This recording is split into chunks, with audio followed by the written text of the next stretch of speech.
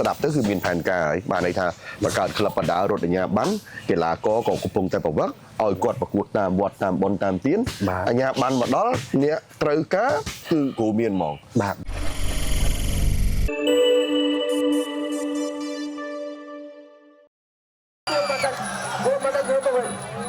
ចូលជាបរិបទធ្លាក់ចេញមួយទៅហើយទៅទៅវាចាប់ទឹកទី3យ៉ាពីនេះមានឈ្មោះបោះសម្លេងគូសំក្នុងវិស័យកីឡាទាំងប្រដាល់គុនខ្មែរនិងវាក្នុងទ្រុងនោះគឺលោកទីពុនឡេតទីពុនឡេតបច្ចុប្បន្នគឺជាគ្រូបង្វឹកមួយរូបនៃក្លឹបប្រដាល់ពន្លឺកសិករគុនខ្មែរដែលមានមូលដ្ឋានស្ថិតនៅក្នុងទឹកដីនៃខេត្តសៀមរាបនេះគឺជាទស្សនវិជ្ជាវឹកហាត់ក្រោមដំណក់ទឹកភ្លៀងរលឹមផ្សែងក្រូចនៃកូនសិស្សរបស់លោកដែលមានប្រភេទគីឡូទម្ងន់ផ្សេងៗគ្នាចង់ដឹងថាប្រវត្តិនៃការតស៊ូរបស់លោកទីពុនឡេតមានភាពបត់បែនបែបណាតម្លៃខ្លួនខ្ពស់បំផុតកាលពីលោកនៅប្រកួតទទួលបានប៉ុន្មានតើលោកយល់ឃើញនឹងវិតម្លៃយ៉ាងណាទៅលើវិស័យប្រដាល់គុនខ្មែរនាពេលសប្តាហ៍ថ្ងៃសូមទស្សនាលំអិតនៅបទសម្ភាសន៍ដែលសម្របសម្រួលដោយលោកស៊ីធូណាថាន់ចឹងបានន័យថាតម្លៃតើកណាតម្លៃខ្លួននឹងខ្ពស់ការប្រឹងក៏ប្រឹងល្អទៅតាមលោកគ្រូថ្លៃខ្លួនលោកគ្រូខ្ពស់ផុតបានខ្ញុំបាន40 ម៉ឺនរៀលអស់ខ្ពស់ហ្នឹងតម្លៃខ្លួនគូអេ35 40បានកម្មវិធីដូចជាធ្លាប់វាយបានដូចជា100 150កម្មវិធីវាយដាក់ត្រង់នឹងឯងហើយនឹងកម្មវិធីស្រាបៀលីអូឬក៏ខេស៊ីមិនដែលវាយមុនមកឲ្យ2គូអីនេះបានចូលប៉ុណ្ណឹងបានតម្លៃខ្លួន100 150បាទចលុយបាទធ្លាប់អញ្ចឹងធ្លាប់ឆក់យក150បានធ្លាប់បានមកពីប្រកួតរហូតដែរអូដល់ពេលនៅអត់ទេ1000គួរខ្លះដល់10000ណាបាទហ្នឹងហើយមានរបស់ដៃរបស់ជើងគិតថាខ្ញុំមិនចង់វិលទៅវិញខ្លះដែរដែរយកចំទៅចិត្តមាននៅតូចនៅចង់ប៉ុន្តែគាត់តែដោយសារតែរូបរាងកាយនិងវ័យកាន់តែចាស់ទៅក៏គិតទៅមួយយ៉ាងថាចាស់ទុំហើយក៏លះបង់ក៏ដោយដែរនិយាយទៅដូចជាស្រឡាញ់តាំងពីក្មេងមកស្រឡាញ់ខាងវិស័យយោធាហ្នឹងស្រឡាញ់យូរហើយគិតមួយថាស្រឡាញ់ក្នុងវិស័យការពារជាតិហ្នឹងនិយាយចំដូចថានៅក្មេងៗភាសាកាប់ទាំងថ្នោតទៅធ្វើជាកំភ្លើងលេងដឹងតែស្រឡាញ់ហ្មងដល់ពេលគ្រប់អាយុទៅខ្ញុំប្រហាត់ជាមួយលោកគ្រូសេកកំសនលោកគ្រូតាសេកកំសនទៅក៏អង្គភាពគេត្រូវការកាលនោះគឺនៅតំបន់ប្រតិបត្តិការសឹករងសៀមរាបគេមានផ្នែកអង្គភាពហ្នឹងផ្នែកកីឡាផ្ដាល់ដល់អញ្ចឹងទៅក៏ខ្ញុំហាត់កីឡាផ្ដាល់ក៏គ្រូក៏ស៊ូចូលទៅហ៊ានចូលអីទៅក៏ខ្ញុំក៏ចូលទៅដោយសារយើងស្រឡាញ់ផងជាប់រហូតដល់បច្ចុប្បន្នទៅហើយមកទល់ឥឡូវនោះគឺមានឡើងតំណែងឡើងសាក់យោអីក្នុងនាមជាទាហានអីមានក្នុងមុខងាររាល់ថ្ងៃមុខងារជាគ្រូយោធាចារម្នាក់ដែលជាគ្រូវើបឺតម្នាក់ដែលយោធាចារណាភាសាទាហានគឺយោធាចារបើភាសាយើងសាមញ្ញថាគ្រូបង្រៀនគ្រូវើបឺតែបាទផ្នែកអីខ្លះដែលគ្រូអាចធ្វើបានក្នុងនាមជាគ្រូ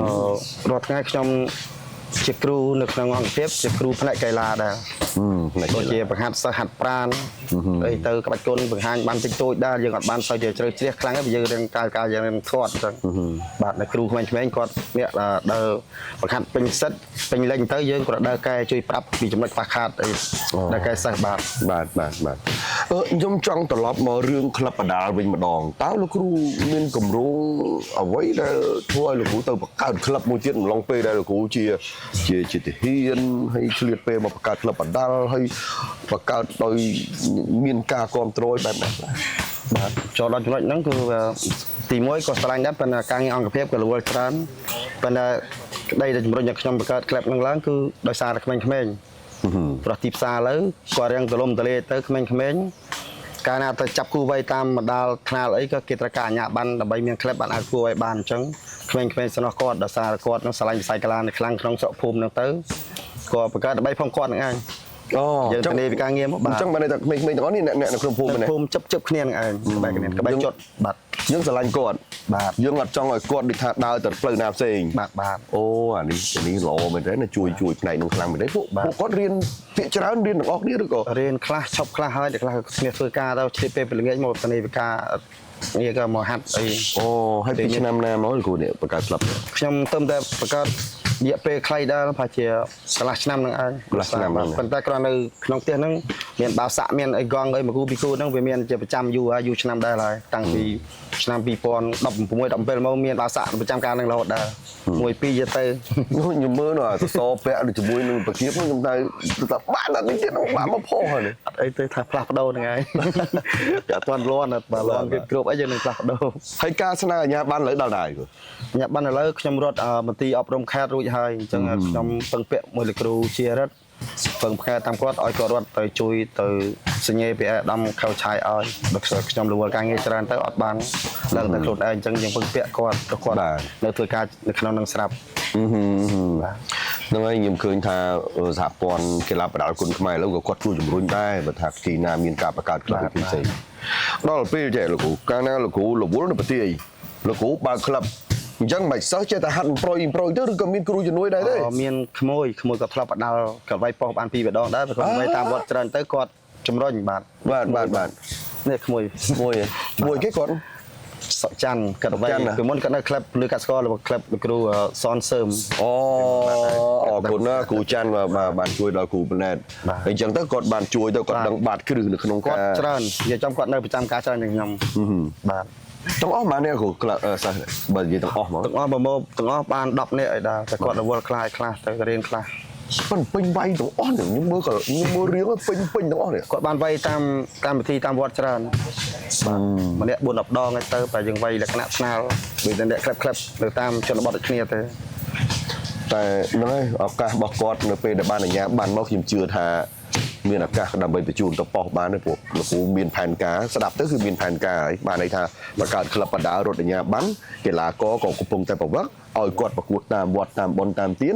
អាជ្ញាប័ណ្ណមកដល់អ្នកត្រូវការគឺគ្រូមានហ្មងគីឡូចាប់ពីបានដល់គីឡូបាន មានដល់ត្រឹមគីឡូ60លុតធំបាទ មាន60មាន57 54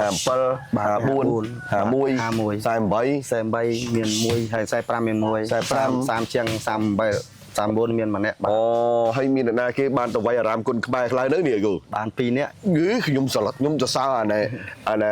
អារបៀបតាំងឃុំហើយគាត់តោងចាប់ស្អាតណាអូនខ្ញុំវិញខ្ញុំឈរមើលតា បាទហើយនឹងអូនមួយដែរណា បាទ អូល្អមែនទេនេះអីគេនេះណេតអីគេ ចាំអ៊ូជីយកខាងនេះអូន ទីប៊ុនហេង អូខេល្អណាហាត់ទៀតចុះមួយហាត់ទៀតចុះបាទ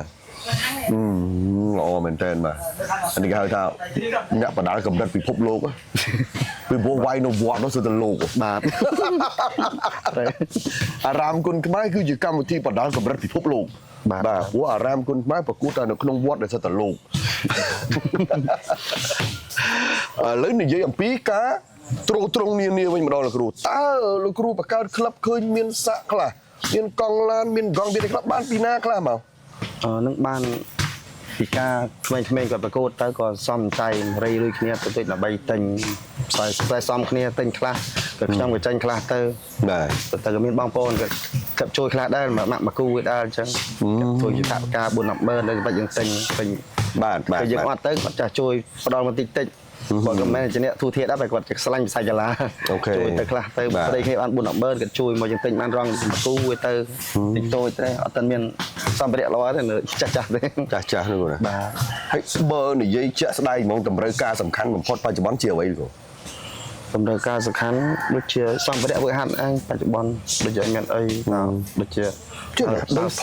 ដីផុកប៉ាអញ្ចឹងយើងបាទនឹងយើងចាក់សាបដាក់កម្រាលហ្នឹងល្អមែនបាទ បាទអានឹងសិនជាមានកាន់តែល្អតែគ្រាន់តែយើងវាអត់ទាន់ហ៊ានធ្វើតាមដំណាក់កាលសិនតាមបាទបើខែភាសាគឺយ៉ាប់ដល់ឲ្យបានវឹកហាត់ច្រើនប្រភ្លេងរាល់ថ្ងៃទៅល្អបដល់បានបើខែប្រាំងយើងបានពេលល្ងាចអីមកគាត់ចូលទៅធ្វើការទៅគាត់មានឈ្មោះប្រកួតទៅគាត់វឹកហាត់ខ្លាំងទៅបានមករកងាចអីខ្ញុំសង្ឃឹមថាคลิปវីដេអូដែលយើងកំពុងជជែកគ្នានេះដែលធ្វើការផ្សព្វផ្សាយនៅលើ Netra Media ផងផ្សព្វផ្សាយនៅលើ MSR ផងផ្សព្វផ្សាយនៅលើ LTNG ផងផ្សព្វផ្សាយនៅ Facebook page ខ្ញុំផងខ្ញុំជឿថាតំណែងនោះក៏បានលឺទៅដល់បងប្អូនណាដែលគាត់មានបំណងចង់រួមចំណែកថាជួយនៅក្នុងកម្រិតណាមួយបានអញ្ចឹងបាទទេប៉ុន្តែបើយល់ល្អខ្ញុំចង់ឲ្យលោកគ្រូនិយាយពីលេខទូរស័ព្ទលោកគ្រូតិចមកបាទលេខទូរស័ព្ទរបស់ខ្ញុំ088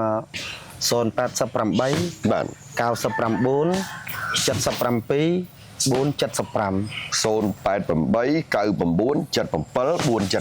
បាទបាទ ការដែលខ្ញុំចុះមកនេះគឺជាអត់មានអីក្រៅតែពីថាផ្សព្វផ្សាយដំណឹងបានឲ្យបងប្អូនបានដឹងអំពីសុខទុក្ខរបស់កីឡាករជើងចាស់គាត់នៅទីណាកំពុងធ្វើអ្វីដូចជាលោកគ្រូទីពុនណេតបាទគឺគាត់មានក្លឹបបដាល់ធ្វើនៅផ្ទះគាត់កំពុងតែរត់អាជ្ញាប័ណ្ណកំពុងតែបង្វឹកទាំងកូនបង្កើតទាំងក្មួយក្មេងៗនៅក្នុងភូមិវាជាចំណែកមួយនៅក្នុងការបណ្ដុះបណ្ដាលផ្នែកកីឡាហើយជួយគៀពួកគាត់ជៀសឲ្យផុតអំពីអំពើអបាយមុខអាកន្លែងនោះសំខាន់ណាស់លោកគ្រូអើយសំខាន់មែនទែនបាទពួកក្មេងៗអត់មានទេណាតែយើងតែភ្លេចតែមួយផ្លែតគាត់ដោយតាមគ្នាទៅនេះទៅនោះទៅវាខូចការនៃអនាគតរបស់គាត់បាទចំពោះលោកគ្រូតើលោកគ្រូមានអ្វីក្នុងការនិយាយពាក់ព័ន្ធនឹងការអភិវឌ្ឍវិស័យគុនខ្មែរតើវាអាចជាយោបល់ដ៏ល្អមួយឲ្យមហាជនឲ្យសហព័ន្ធលោកបានដឹងផ្នែកមួយនៃអារម្មណ៍លោកគ្រូដែរ បាទអារម្មណ៍របស់ខ្ញុំគឺដើម្បីចង់អភិវឌ្ឍគុនខ្មែរគឺខ្ញុំដូចជាខ្ញុំសពបច្ចុប្បន្នហ្នឹងក៏បង្កើតកូនក្លឹបតូចមួយនេះដើម្បីអូសទាញក្មេងៗពីការកាត់ដើរផ្លូវខុសខ្លាចកាត់ដើរលេងច្រើនអាចសេពកុំពាក់ខុសទៅសេពគ្រឿងញៀនរឿងអីដើរលេងខុសគ្មានស្ទាវអីច្រើនហើយដើម្បីផងគាត់ធ្វើហាត់គុនខ្មែរទៅ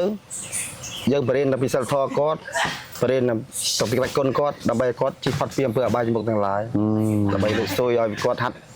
បើគាត់បញ្យល់គាត់ថាបើគាត់ហាត់គុនខ្មែរបច្ចុប្បន្ននេះគាត់កំពុងវាយថ្នាលបានថាប់ការតិចតួចមែនប៉ុន្តែប្រឹងប្រែងយើងធ្វើបន្ទាត់ទៅធំប្រឹងប្រែងវាហាត់ខ្សោយទៅខ្លាំងទៅកាលណាតល្បីមុខមានមាត់ដូចការរត់ម៉ូតូយើងហើយអញ្ចឹងបានជំរុញគាត់បានទៅអញ្ចឹងនៅចន្ទៈរបស់ខ្ញុំក្នុងការគិតរបស់ខ្ញុំបាទ អញ្ចឹងខ្ញុំប្រហើចង់សំណួរបន្តិចអំពីតិចនិចលោកគ្រូវិញម្ដងតើលោកគ្រូផ្ដោតទៅលើអីគេកម្លាំងស៊ូផ្លែកែងជង្គង់ចាប់ដៃជើងបែបណាលោកគ្រូឬក៏គិតជារួម ខ្ញុំចំការប្រកួតគឺយើងត្រូវឲ្យគាត់ចេះទាំងអស់ បាទ ទាំងកម្លាំងស៊ូទាំងក្បាច់ទាំងបច្ចេកទេសព្រោះយើងកាលណាយើងឡើងប្រកួតគូប្រកួតខ្ញុំមួយខាងទៀតគេល្អគ្រប់ដានដែរគឺយើងត្រូវតែធ្វើមិនបើគេល្អដៃយើងត្រូវទប់អីបើគេល្អផ្លែកែងត្រូវទប់អីយើងកាលណាយើងចេះទាំងអស់គឺល្អទាំងការចាប់ទាំងការស្ទុះតែយើងអស់ស្ទុះហើយគឺចាញ់គេទាំងស្រុងហើយ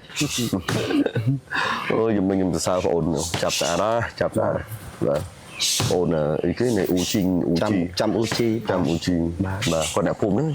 អ្នកភូមិខាងលិចចាប់គ្នាតែ1គីឡូដីចឹងពីហ្នឹងទៅចិត្តដល់វត្តបាទឥឡូវខាងស្អីបាទ ហ្នឹងហើយបាទអញ្ចឹងអរគុណណាស់លោកគ្រូខ្ញុំមានការសួរសុខទុក្ខនិងចែករំលែករួមទាំងការផ្ដល់ដំណឹងជូនទៅដល់មហាជនត្រឹមប៉ុណ្ណេះខ្ញុំសូមជូនពរឲ្យលោកគ្រូបាទជួបច្រើនទៅសុខភាពល្អជាពិសេសគឺជោគជ័យនៅក្នុងការបណ្ដុះបណ្ដាលទុនធានបាទដូចនៅទីនេះអញ្ចឹងនៅភូមិជ្រេះគុំកដែងនេះគឺមានក្លឹបបណ្ដាលមួយដែលបណ្ដុះទុនធានយុវជនដែលជាកីឡាបណ្ដាលគុនខ្មែរ ហ្នឹងហើយអញ្ចឹងអរគុណគ្រូណាបាទអរគុណគ្រូច្រើនបាទអរគុណបងប្អូនដែលបានតាមដាននៅក្នុងកម្មវិធីមរតកបែកគុនខ្មែរដែលនាំមកជូនដោយកៅអៀកយិនសិនយ៉ាងធៀប